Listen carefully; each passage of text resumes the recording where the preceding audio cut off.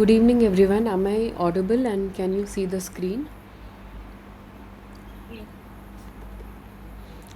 Okay, let's get started with today's session. So, today we will be discussing some practice problems based on the week 7 syllabus, which is design of experiments.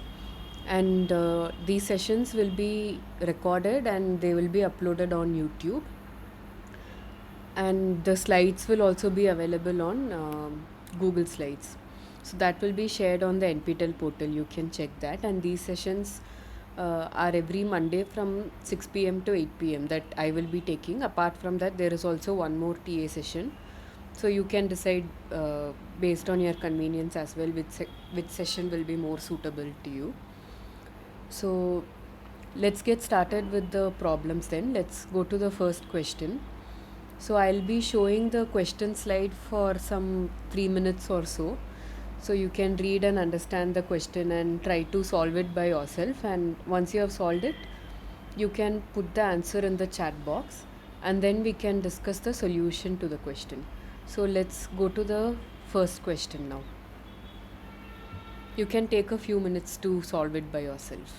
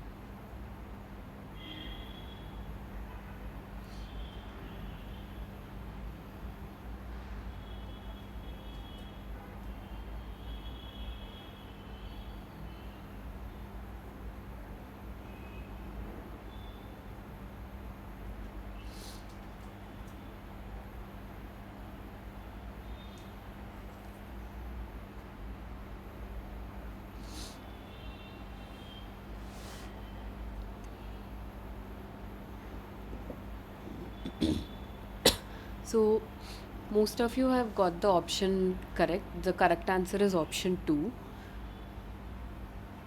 So when this is based on the formula for probability that when two random variables are independent and to get the probability that both will occur, we just have to multiply it. So expectation of xy equals expectation of x into expectation of y. And if you keep e of x on one side, then e of y will go to the denominator, which is option 2. So that is the correct answer here. If you have any doubts, you can ask. Otherwise, we can move to the second question. Okay, I hope it is clear to everyone. Let's go to the next question for today.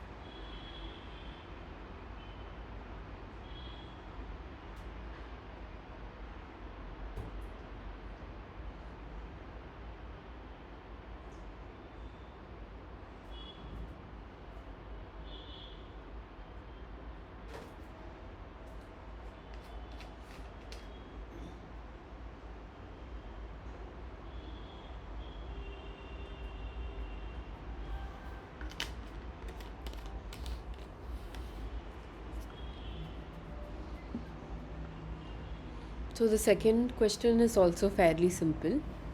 It's about the normal distribution, and most of you have got it right. So let's discuss the options one by one. So the first option is the mean of the distribution is always 0, but that is not always true. So the mean can be anything based on the data that we have, but if we standardize the normal distribution, then if it is a standard normal distribution as it is shown in the figure here, then the mean will become 0. And option 2 is it approaches the t distribution as the limits of the normal distribution are widened. So actually it is the other way around, that if a t distribution has like enough data, then it will resemble a normal distribution.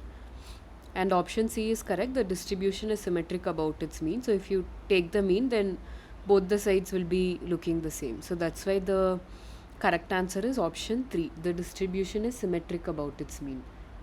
Any questions?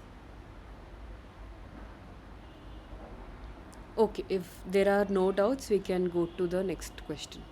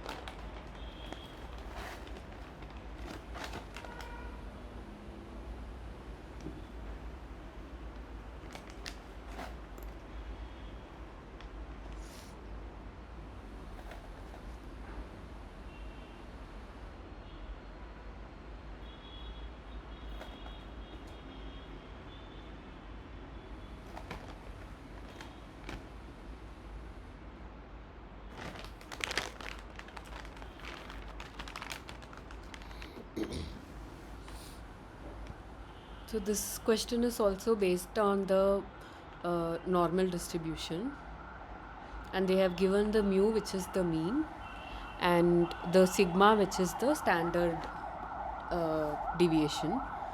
So the first option is the ratio of mean to standard deviation is 2.5. So mean is 5 and standard deviation is 2. So 5 by 2 is 2.5.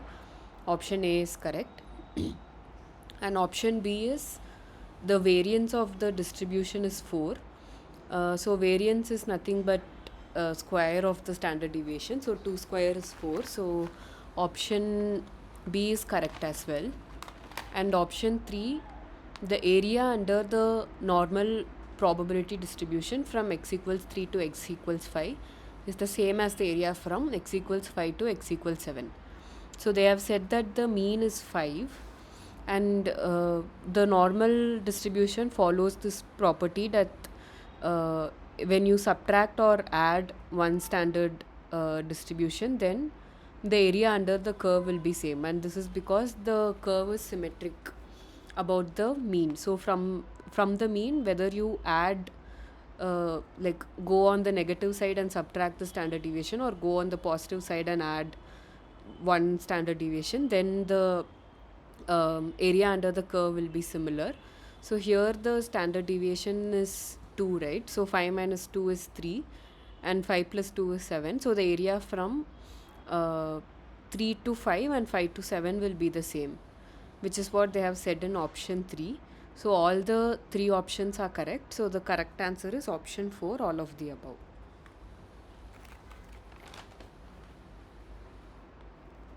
Okay, if there are no doubts, we can go to the next question.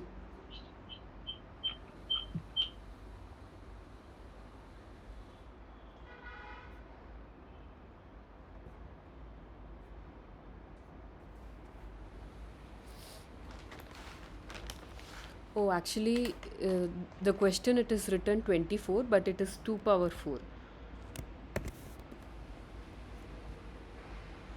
So it is not 24, it is 2 power 4.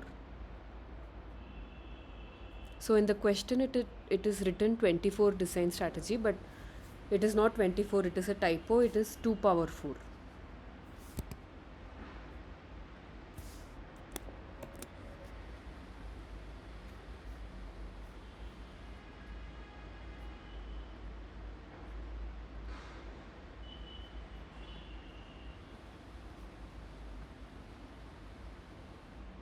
Yeah, I have just changed it now.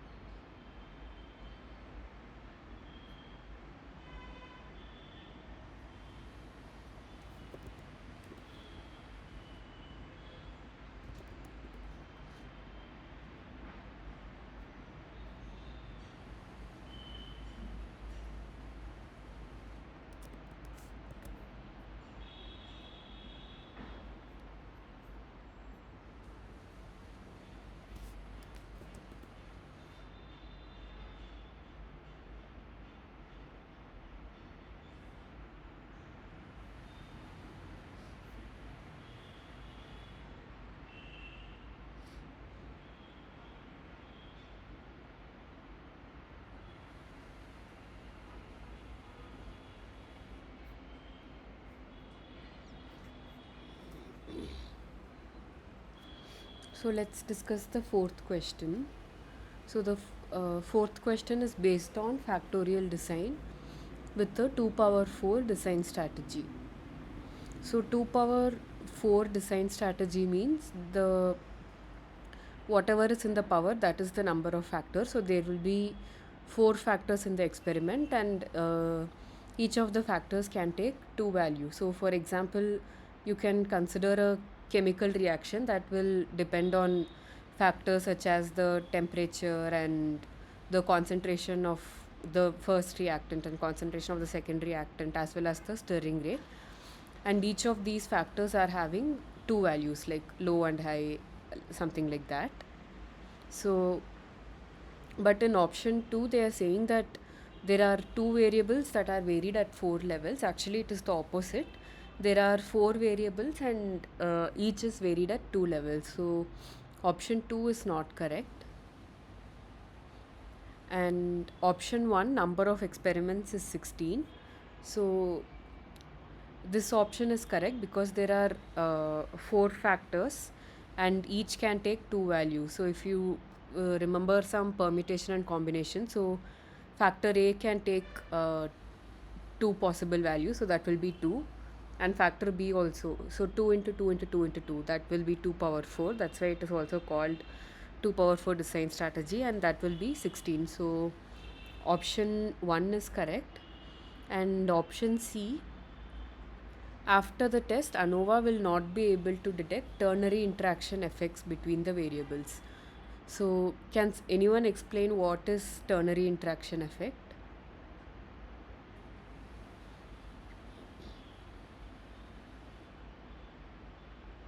Okay, so I can just briefly tell. So, ternary interaction means if there are three-way interactions in the uh, system that we are studying. So, here there is a simple example like you are studying the effect of different parameters on how much the test score will be, like student motivation, class size, and the teaching method.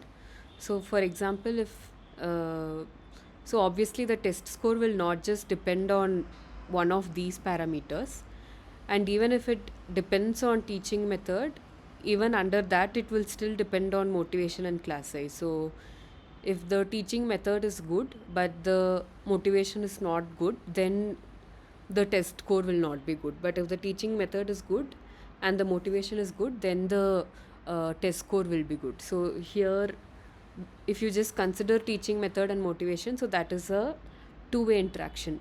But now there is a third variable as well, which is class size. So for example, if the teaching method is good and the motivation is also good and the class size is also low, if all of these three conditions are satisfied, then the test score will be high. But if these first two conditions are good but the class size is very high, then the test score may still be low. So these three variables are interacting together to determine the outcome. So these three-way interactions are called ternary interactions, and these, from ANOVA we can also get the ternary interactions by performing a three-way ANOVA. So option 3 is not correct because it is saying that we cannot detect the ternary interaction, but if you do a three-way ANOVA, we can detect ternary interactions as well. So the correct answer is option 1. Number of experiments is 16. So here I think many of you have a confusion.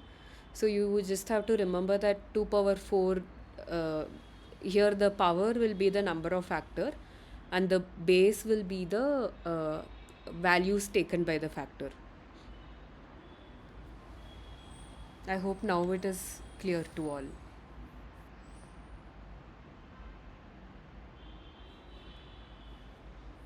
Okay, I hope there are no questions. We can go to the next one.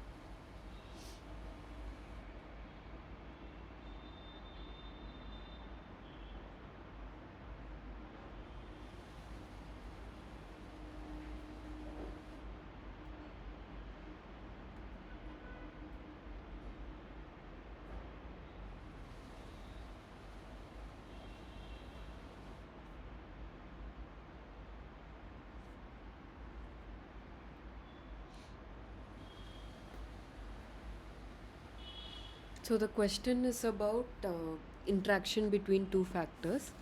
So in the in both the cases, they have kept B as constant, but in the first case, B is at a low level, and in the second case, B is at a high level.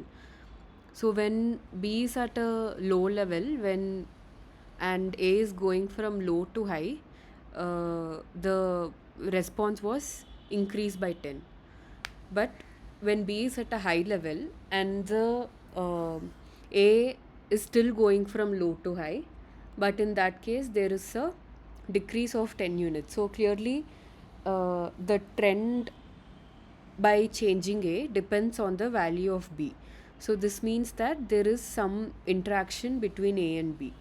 So we see that the value of A depends on how much is the value of B, and usually this will be like mutual. If B is depending on A, then like then the other reverse will also be true.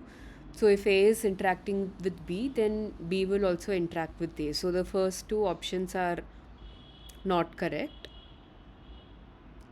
And similarly, option C is also not correct because both of them will be interacting.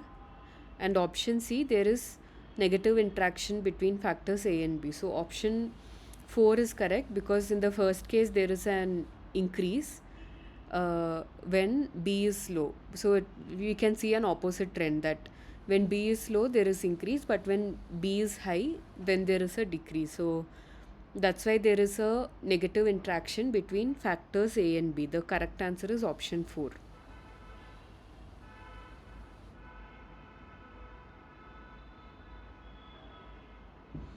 Okay, let's go to the next question.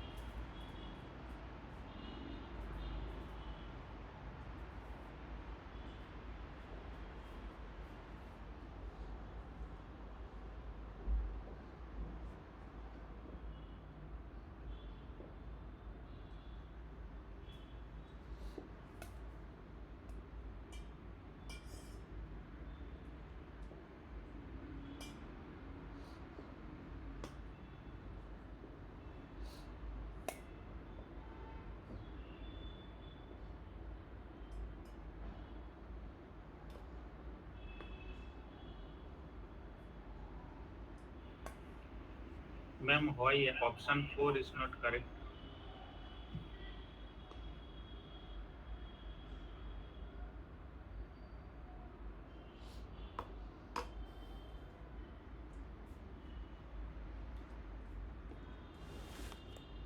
Yeah. Hello. Sorry, I was muted, I think. So I'll just explain once again.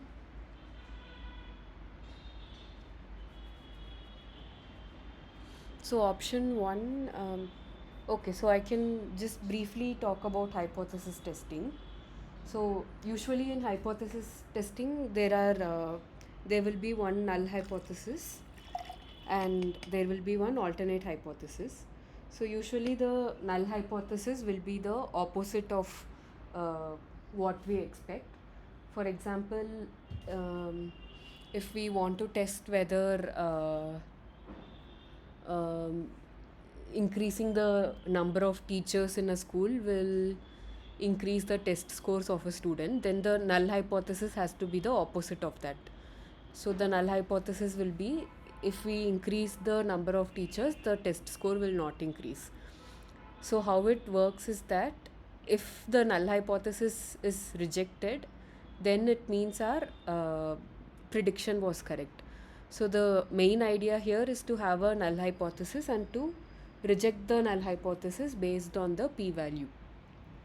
So now, by if you reject the null hypothesis by mistake, then the what you will think is that even though if your prediction is wrong, you will still by mistake you will be thinking that your prediction was correct. So the uh, entire point of the hypothesis testing will be a wrong result. So that's why option one is a very big mistake, that because by mistake if we reject the null hypothesis, then we will mistakenly think that our prediction was correct. And somebody has asked,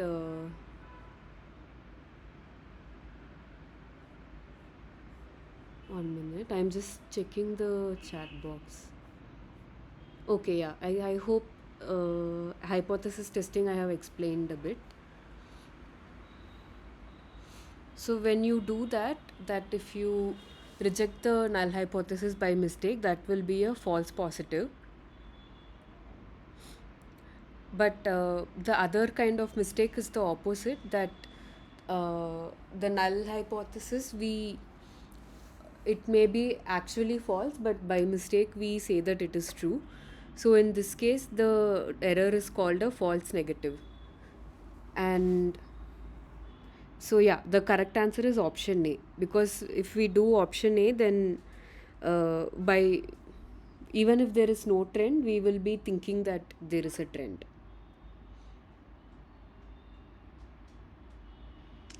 How option A is different than type 1 error?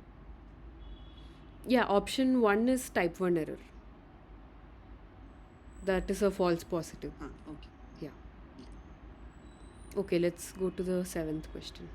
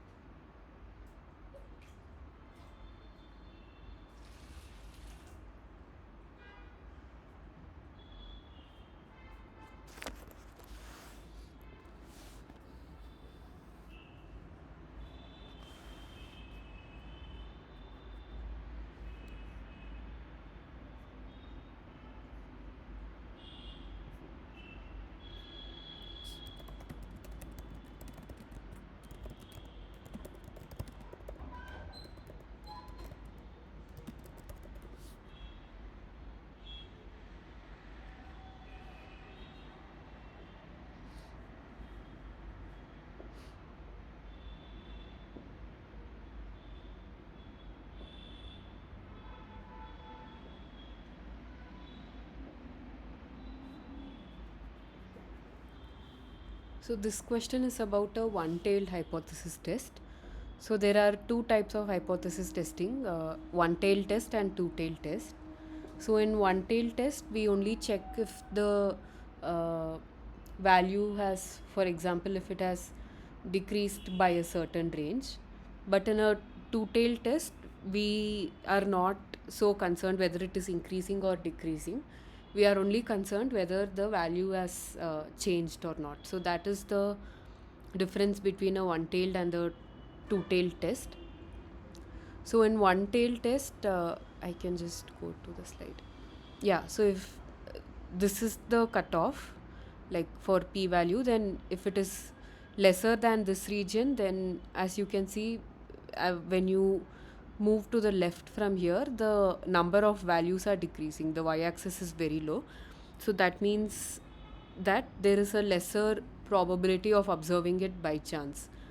So for a one-tail test, the value, for example, if the selected p-value is 0.05, then the p-value that we get has to be less than 0.05. So the correct answer is option C, below 0.05.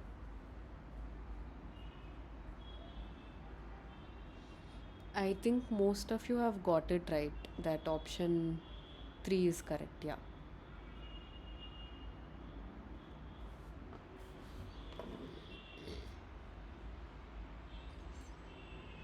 Okay, any doubts?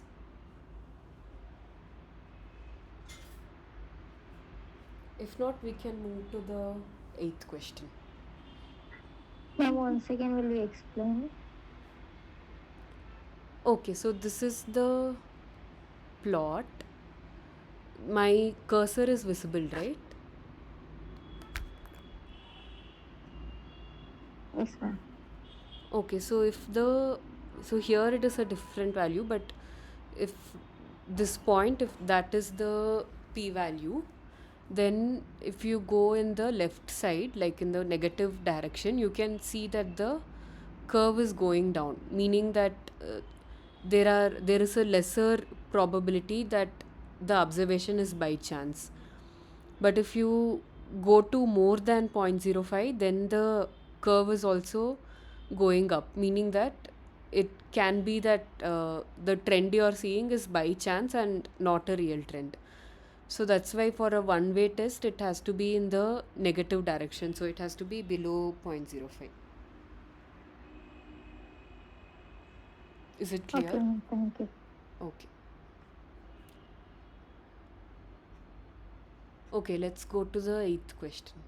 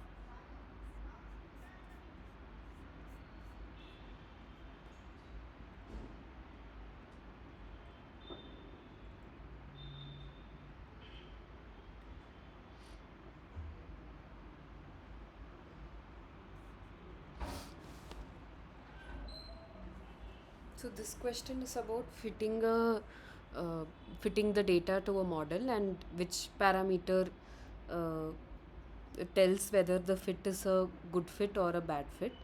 So the thing is, when you fit data to a model, when you increase the number of parameters, obviously the fit will also increase. But sometimes, even though the fit is increasing, the quality of the parameters may not be so good.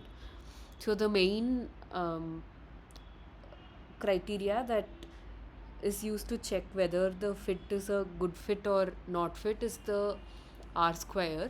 So you get the R square by dividing the uh, one of the mean squares of the regression by the total mean square. So the mean square of the regression means the contribution of the error coming from the model. So you can write the error as total error as error coming from the model itself, and uh, error coming from, like, basically like random noise or error coming from the data.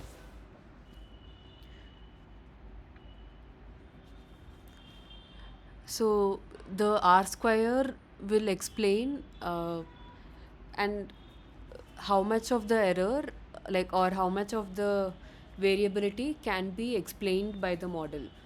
So if the variability that we see in the data is able to be captured by the model, then it means that the model is a good fit. But as I was saying, if we increase the number of parameters, then obviously the R square will also increase, but that may not be a very good model when there are too many parameters in the model. That's why there is another uh, term called adjusted R square. Here, if you see in the denominator, there is also a division by the number of parameters. So because of that division term in the denominator, as the number of parameters are, say, increasing, then the value will decrease. So that's why adjusted R square will say that to find out whether it is helping or not to increase the number of parameters in the model. But penalized by doesn't mean that it will affect the thing. Adjusted R square criteria we should use in this case, but the question is model parameters is penalized by, no? Penalized by meaning they are saying penalized by here because in the adjusted R square the parameters is in the denominator term. So it's like if there are more parameters, the value will decrease. So it's like a negative effect of having more number of parameters. That's why they have used the word penalized. Okay. Okay. Okay. If there are no more questions, we can move to the ninth question. So this is a question based on an example. You can try to read and uh, type the option in the chat box.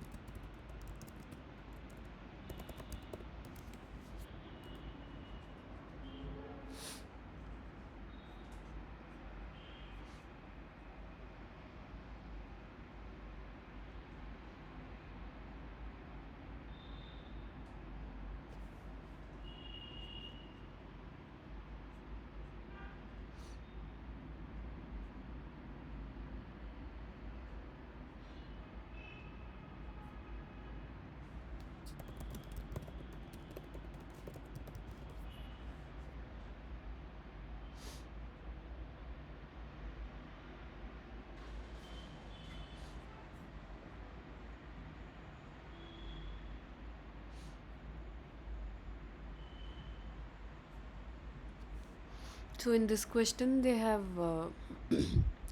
sorry, given the example of improving the test score by implementing a new teaching method, and now the district wants to check whether it is an actual trend or not.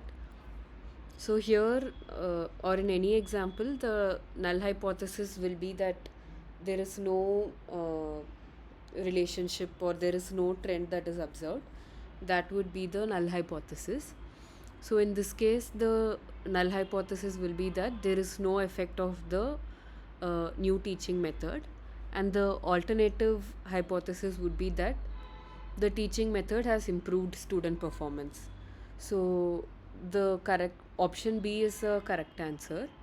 And so since the alternative hypothesis is only on one side, that it has improved student performance, it will be a positive uh, test, sorry, one sided test.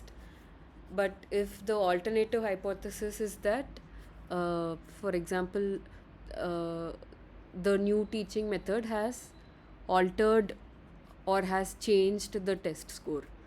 So here you are not using the word increase the test score, you are just saying that it has changed. So the change can be positive or negative. So in this case, the test will be a uh, two-tailed test.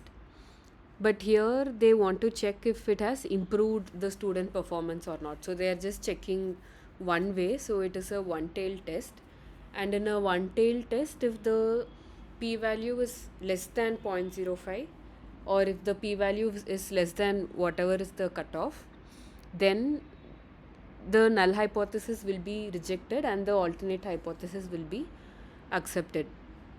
So that's why option C is not correct here, because they are saying that if the test value is less than the cutoff, then they are saying that we should accept the null hypothesis, but it is the opposite, because we have to reject it if the p value is lesser.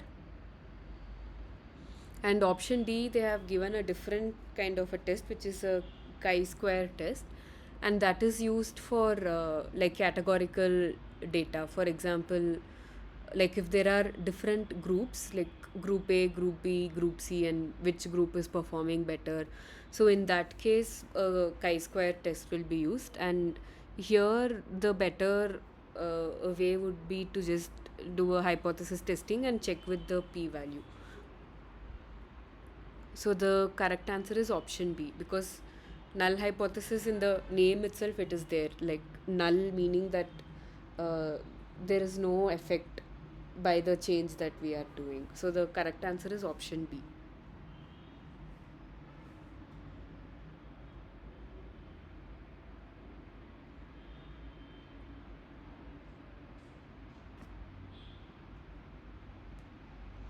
Okay, then we can go to the last question of the day.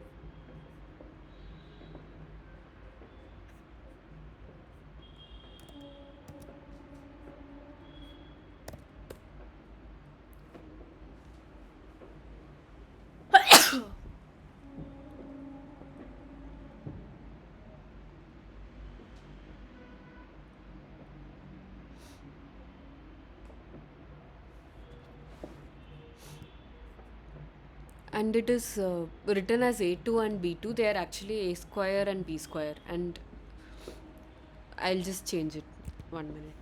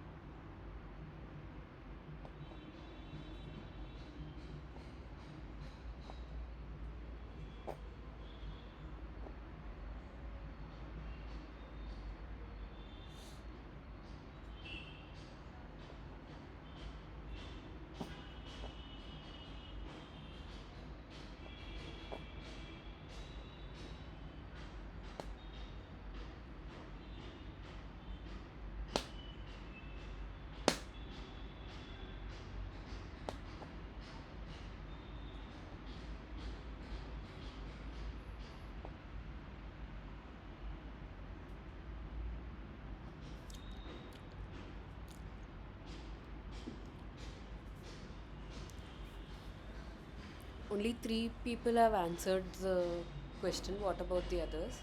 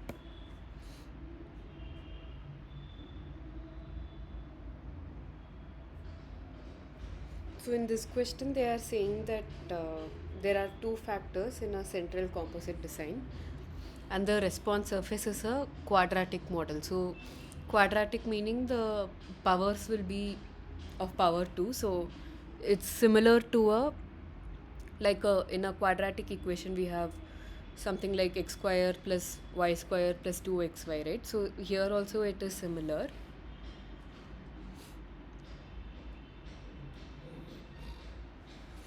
So, for example, in a quadratic equation, we have uh, x square plus y square plus 2xy plus x plus y, something like that. So, there will be terms that are of power 2, and there will also be terms that are of power 1 and some constant term in a quadratic equation.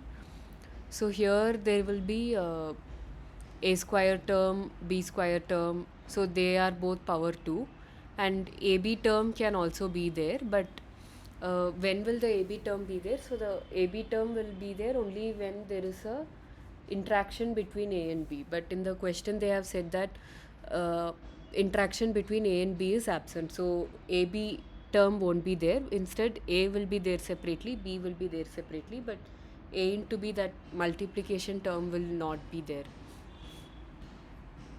And obviously option 4 is not correct because there are cubic terms, but it is only a quadratic model, so the that's why the correct answer is option 3.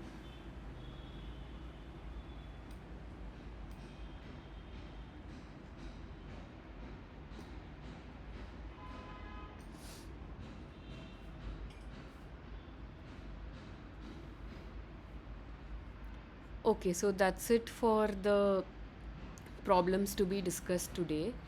So if you have understood all the questions and if you don't have any doubts, you can feel free to leave the meeting. But if you have missed any question, like maybe you joined late or maybe I was not audible or something, your internet connection was not good. So if you have missed any question, you can stay back and we can discuss those doubts. But if you don't have any questions, you can feel free to leave the meeting because we are done with discussing the 10 questions for today. That was can you please move the slide once? Okay, which question?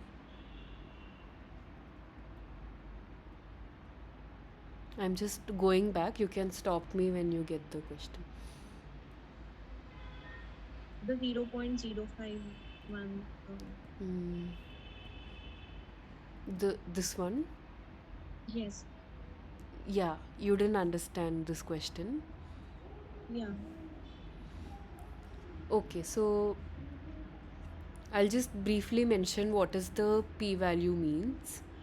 So the p-value means the probability that the uh, trend we are seeing is from a normal trend. So if that probability is less, then it means that our trend is not following the normal trend. So if the p-value is less than 0.05, it means that there is a very low probability that the observed trend is the normal trend. So that's why if the p-value is less than 0.05, then we reject the null hypothesis, because then if the probability of observing that trend is too low, like, then it means that it is not likely to happen, so we reject the null hypothesis. So p-value is something like a probability basically, and So usually what is this one-tailed and two-tailed test? What's the difference? so I can give an example, like in the one example was in the 10th question, right? Sorry, ninth question. So here the alternate hypothesis will be that the new teaching method has improved student performance. So in this case, we are just seeing that the test scores have increased. So then we have to perform a one-tailed test. But if the alternate hypothesis is that the new teaching method has changed the student performance, so the change can be improved or uh, decrease the student performance. So in that case, we have to perform a two-tailed test.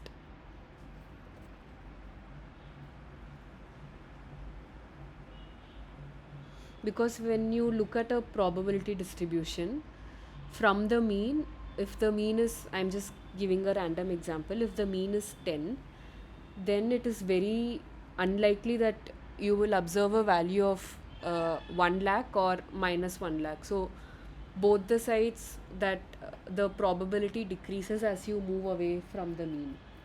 So if it is a two-tailed test, then we look at the what is the probability that it is greater than a certain value, as well as what is the probability that it is lesser than a certain value. So in this case, we will see what is the probability that the performance has increased and what is the probability that performance has decreased. So that would be a two-tailed test. But if you are just checking what is the probability that performance has improved, then we are looking at only one of the ends, so that will be a one-tailed test. Okay. Thank you. Okay. Another one was ANOVA. You gave an explanation for ANOVA. Yeah, I can go to Can you that repeat? slide. Just 1 minute.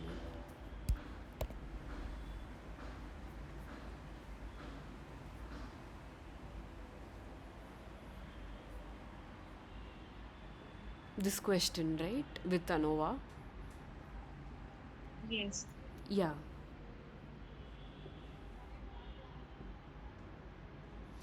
So, um, you have a doubt in the third option. Yes. Okay, so ANOVA, like there is simple ANOVA, and then there is like which is one-way ANOVA, and then there is also two-way and three-way ANOVA.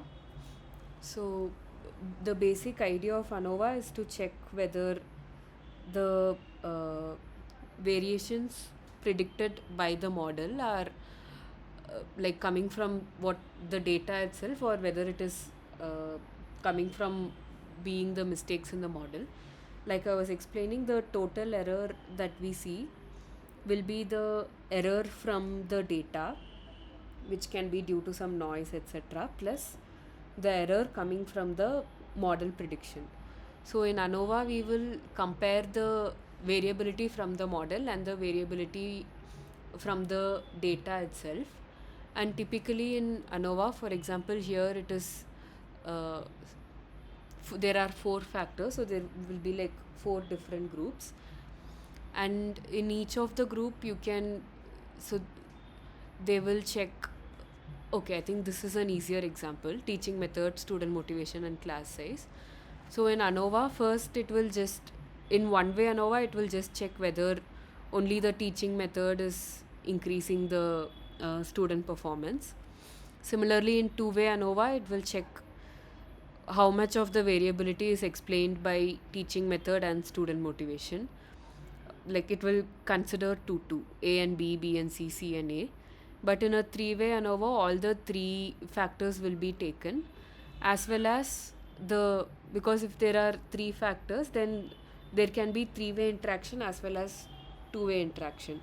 So in a three-way ANOVA, all of those will be captured. So that will, Okay.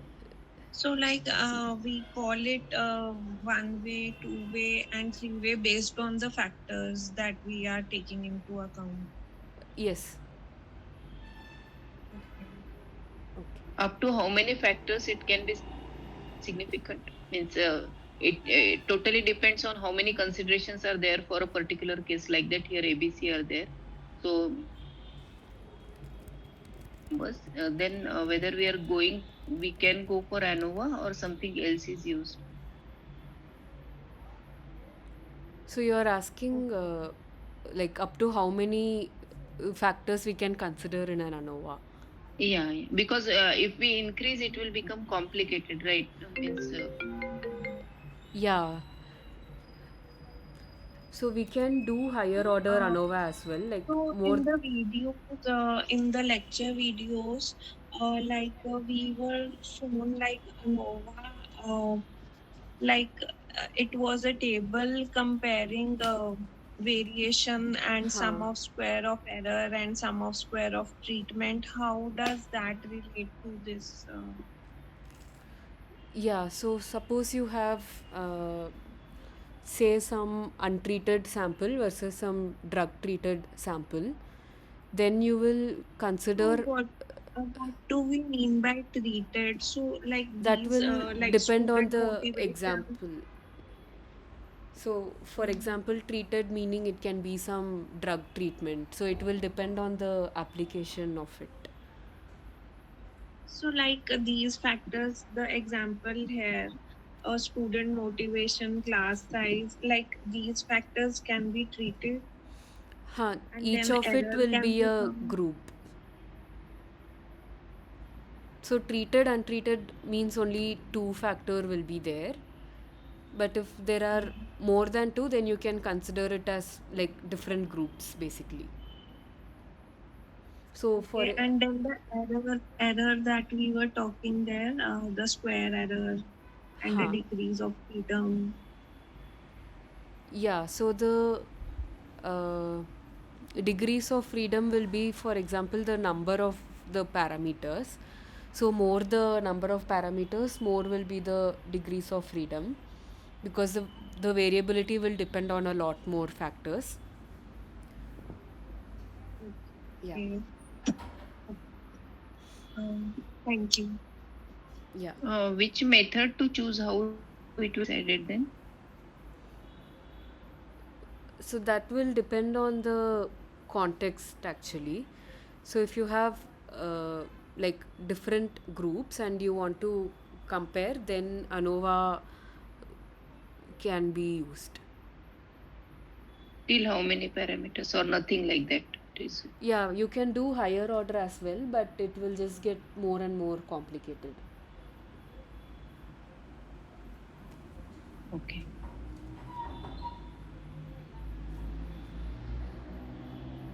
If not ANOVA, then Sorry, I couldn't hear you. Can if you if repeat? if other than ANOVA, what we can use? Means if what is the other alternative to compare with ANOVA? Oh, okay, so you are asking whether other than ANOVA there are any other test, right? Yeah. For higher number of parameters, if we have multitude of parameters, ANOVA is complicated after some certain degree. Yes. So ANOVA is one of the methods. I think there is one more significance testing as well, chi-square, but in that we won't be getting the secondary, ternary interactions, etc. So this is the only one, then we can consider right now, as of now. If you just We want to, have to. like, if there are 4 5 groups and if you just want to see if there is any significant difference between the groups, then you can use a chi-square test. But if you want to use if you want to see whether they are internal interactions as well, then that you have to use ANOVA and that would be better. Can we categorize the things in chi-square and then apply the ANOVA technique to groups? Is it possible? Means suppose I have 15-20 parameters and chi-square is with some 2 3. We can group in chi-square and apply ANOVA to that group. Is it possible? I don't know whether I Mm, made it clear. yeah, so you're saying that if there are many parameters, first you'll use chi-squares and you will club the Yeah, parameters similarities will into. be clubbed and then we can. Is it possible? But the for the Mm, same number of parameters, can we apply two different methods? so that I'm not so sure actually if it will work. Uh, like, I'm not sure. Because means see in certain problems parameters cannot be only 4 or 5. There are so many. Means even for normal things, our degrees of freedom will go up to 12 or something. In that case, which method will be mm, more suitable for the analysis? So that is like a balance that we have to keep between the number of variables and the simplicity of the analysis, because if the number of groups or number of variables are increasing, then the analysis will also get more complicated. Okay, okay. Yeah. Got it. Thank you. Ma'am, when we will get back? I think many people are talking. Somnath, can you go ahead? Ma'am, please repeat question number 1. First one minute.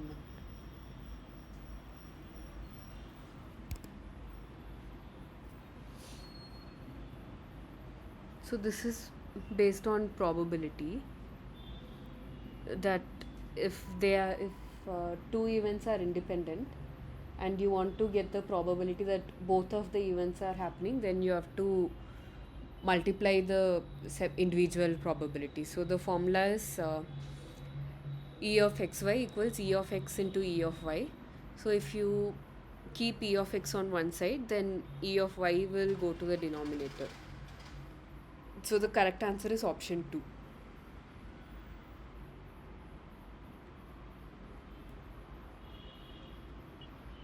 Okay, ma'am. Okay.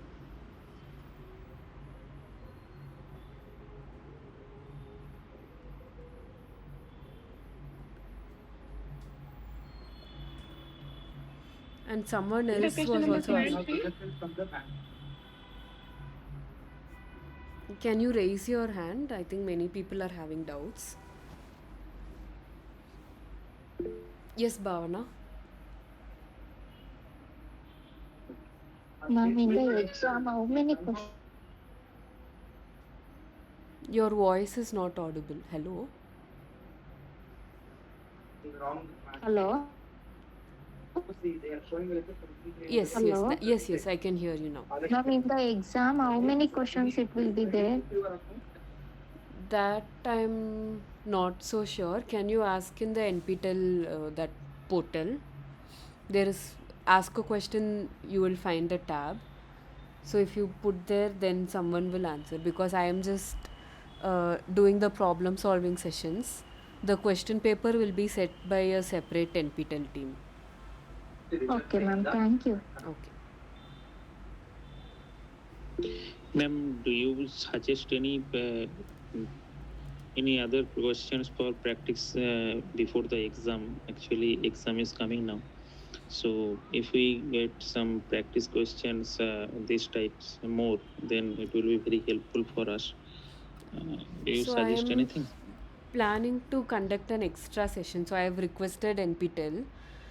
So in that NPTEL extra session, I can discuss more questions based on the syllabus. Okay, ma'am. Yeah, but that Thank you. confirmation I have not heard from them. You will be getting an email about it. Okay. Okay. Aparna, Yeah, you ma'am, can can go. you please any code? Can you please repeat the question number 2 and question number 3? 2 and 3, 1 minute. Question. Yes. This is the second question. You have any doubt in this? No, ma'am, I just missed that question. Question 2 and Okay. question 3. So this is a simple question based on the normal distribution. And the correct answer is option C.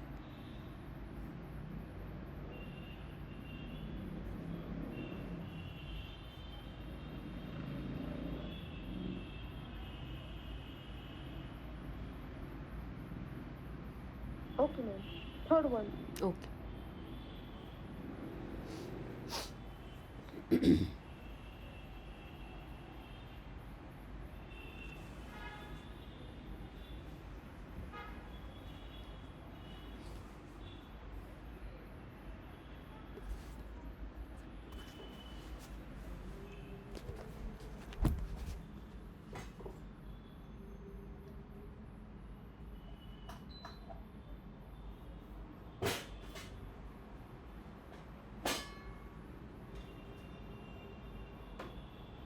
Okay, thank you, ma'am. Okay.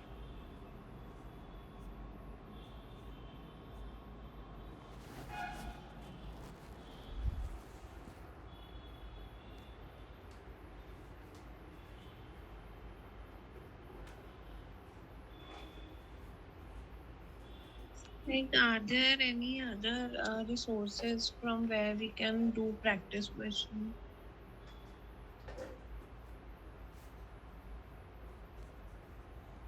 So officially, these are the resources, the assignment problems and the uh, uh, problems from the problem solving session.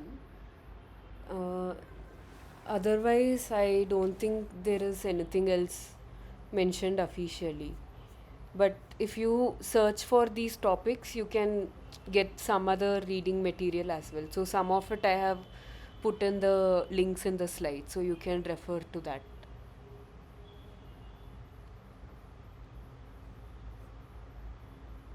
Okay, thank you. Okay.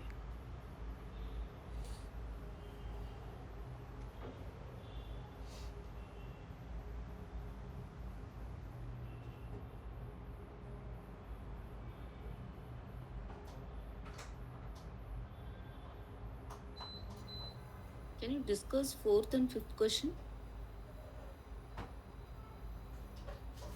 Sorry, which question? Can you discuss fourth and fifth question?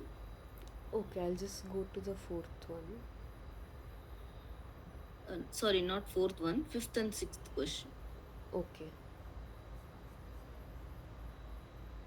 Yeah. Yes.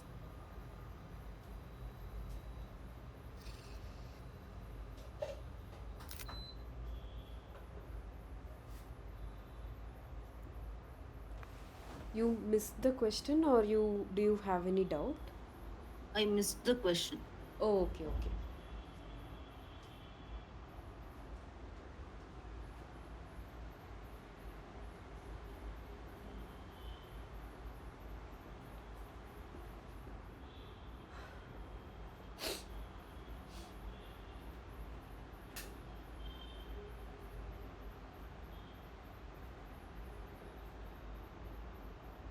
Can you explain this?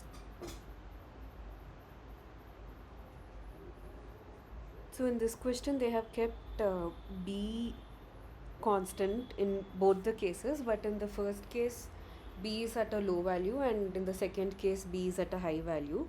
So keeping b constant, they have increased the value of a, and they have noticed that depending on the level of b, whether it is low or high, the trend in a is changing. So that means that there is some interaction between a and b, and usually like it will be a mutual interaction, that a interacts with b and b interacts with a. And we also see that at when b is lower, a is increasing as we increase a.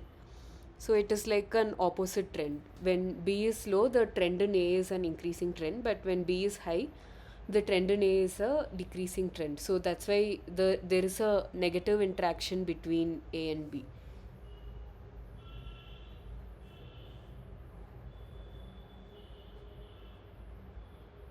Okay. Next question.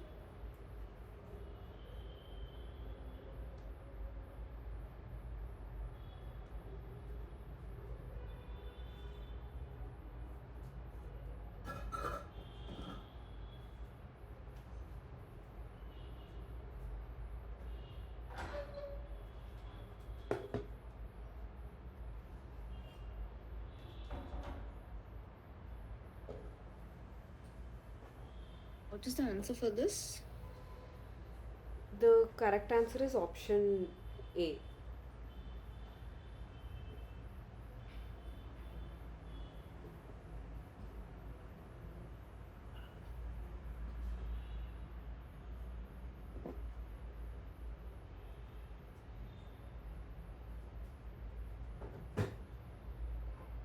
Okay, fine.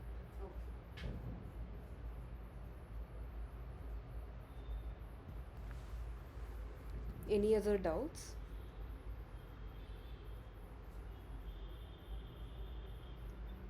Ma'am, please provide the links and Google.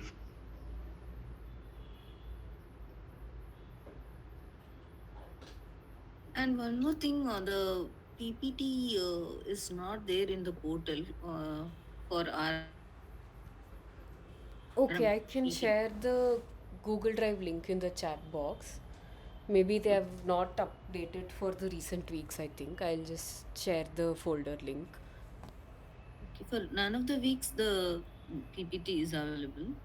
There is a Excel sheet, I think, which has the folder link to the presentations and the YouTube links as well. Do you have access to it?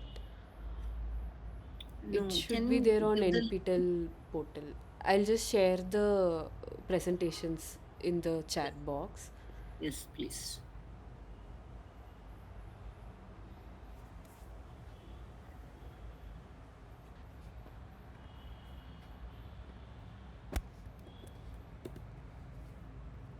So this is the link to the presentations, and I'll also send the YouTube playlist link with all the videos. And today's video I'll be uploading by tomorrow or by day after tomorrow.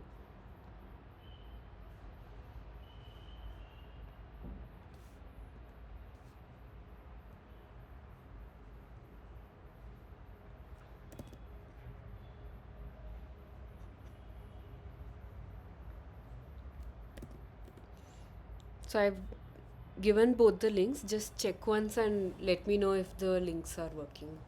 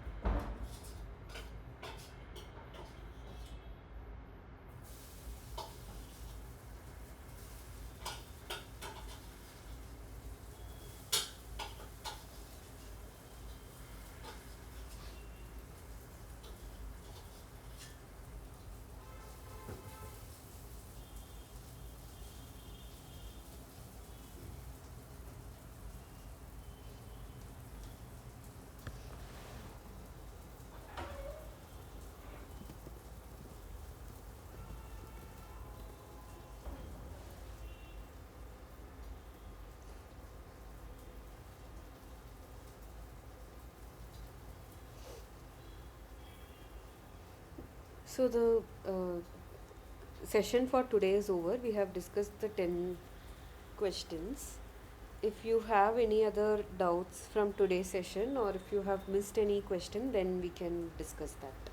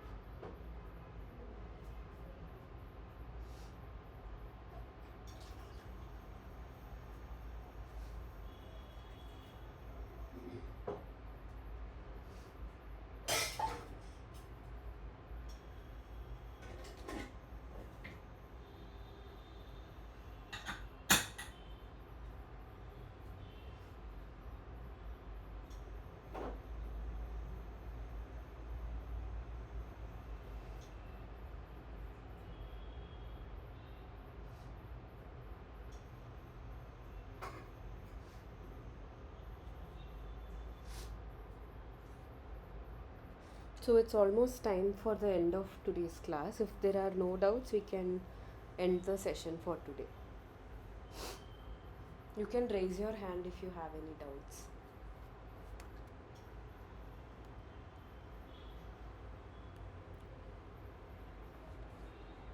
Okay, looks like there are no questions. So that's it for today. See you next week on Monday.